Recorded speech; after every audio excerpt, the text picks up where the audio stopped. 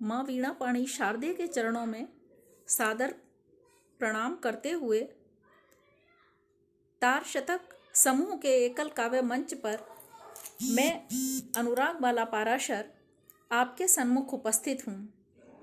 आप सभी प्रबुद्ध साहित्यकारों, गीतकारों एवं अन्य अनेक कला पारखियों के मध्य मैं अपनी रचनाएं प्रस्तुत करूं, उससे पूर्व मैं बहुत अधिक आभार व्यक्त करना चाहूँगी हमारे मार्गदर्शक श्री रविकांत सनाड्य साहब का, संचालक डॉक्टर अवधेश कुमार जौहरी साहब का, सचिव श्री गोपाल पंचोली आशु जी का और मीडिया प्रभारी श्री संपत शर्मा जी का। एकल काव्य मंच पर तार शतक समूह का इतना विस्तृत परिवार, समृद्ध व निष्णात मनीषियों के मध्य मुझे अपनी रचनाएं प्रस्तुत करने का सौभाग्य मिला और आपने मुझे अवसर उपलब्ध कराया। आज मैं अपने माता पिता उनका भी स्मरण करना चाहूँगी कि वो भी कहीं से अगर मुझे देख रहे हों तो वे भी अपना आशीर्वाद प्रदान करें। उनके लिए मैं 2.5 लाइन प्रस्तुत करना चाहूँगी। आकाश का सबसे सुंदर, आकाश के सबसे सुंदर चमकीले सितारे हो तुम। आकाश के सबसे सुंदर चमकीले सितारे हो तुम। कल तुम्हारी आँख का तारा थी मैं, आज मेरी आँख के तारे हो तुम। आज मेरी आँख के तारे हो तुम। अब मैं एक सरस्वती वंदना प्रस्तुत कर रही हूँ। माँ कैसे करूँ तेरी आराधना, माँ कैसे करूँ तेरी आराधना। शब्द भंडारिणी शब्द छोटे पड़े, तेरे विग्रह की अनुपम छटा क्या बनी। भूल जाऊं मैं वाणी असुध बुध थमी। भूल जाऊं मैं सुध बुध वाणी थमी। वीणा पाणी तुझे बस निहारूं खड़ी। वाणी मुख से मेरे बाहर आती नहीं। रक्त आभा लिए श्वेत वस्त्रावृता, तेरी उज्ज्वल चमक पे न कोई रंग चढ़े। शब्द भंडारिणी शब्द छोटे पड़े।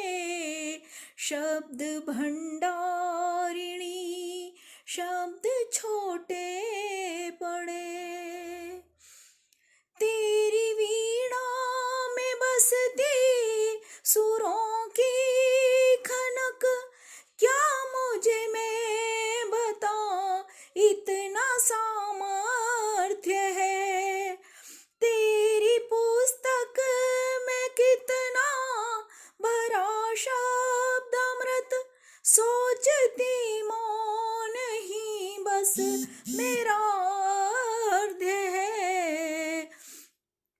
तेरी वीणा के तारों की झनकार में, तेरे वीणा के तारों की झनकार में, सारे सुर बेसुरे और फीके पड़े। शब्द भंडारिणी शब्द छोटे पड़े। माँ कैसे करूं तेरी आराधना। तेरी पूजा का कैसा विधान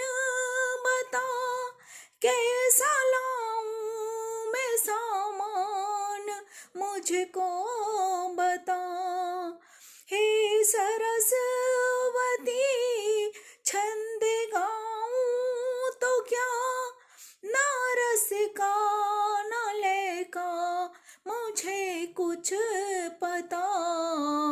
आँख से खारी आंसू समर्पित करूं, आँख से खारी आंसू समर्पित करूं, या फिर श्रद्धा से दोनों ही कर हैं जुड़े।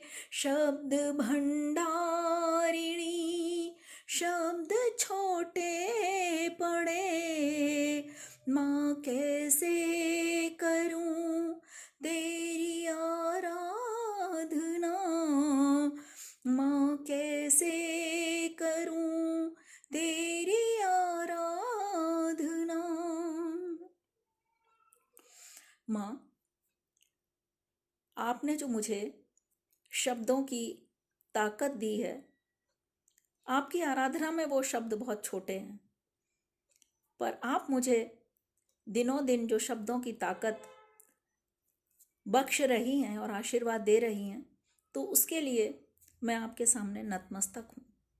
अब मैं 4 लाइनें, 4 पंक्तियाँ अपने देश के उन नौजवानों के बारे में बोलना चाहूँगी, सुनाना चाहूँगी कि जिन्होंने मेरे देश की मिट्टी के लिए अपनी जान, अपना सब कुछ, अपना सर्वस्व समर्पित कर दिया।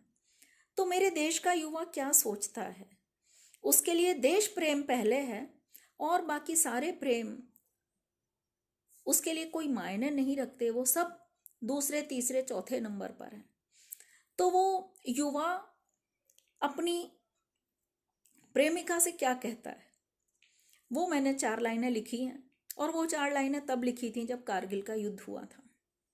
तो वो मैं यहाँ पे सुनाना चाहूँगी। वो 4 पंक्तियाँ हैं।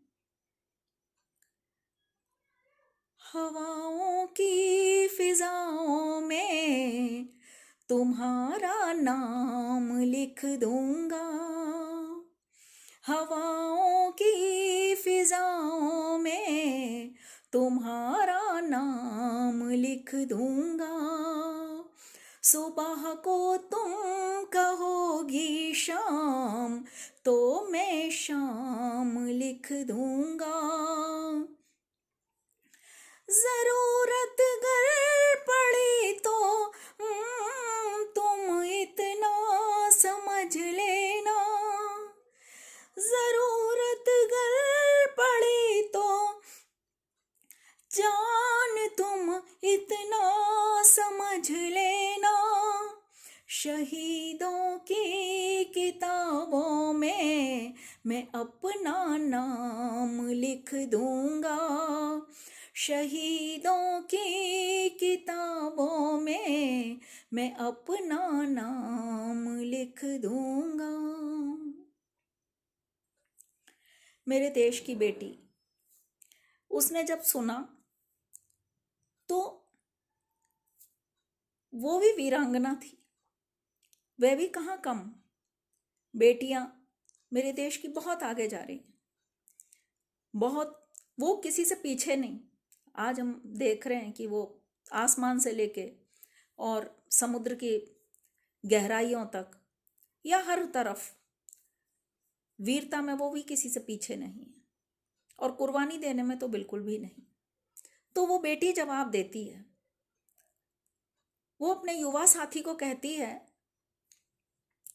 हवाओं की फिजाओं में मैं अपना प्यार लिख दूंगी। 2 को तुम कहोगे 4, तो मैं 4 लिख दूंगी। 2 को तुम कहोगे 4, तो मैं 4 लिख दूंगी। जरूरत गर पड़ी तो मैं शहीदों की किताबों पे, जरूरत गर पड़ी तो मैं शहीदों की किताबों में कुंवारी विधवा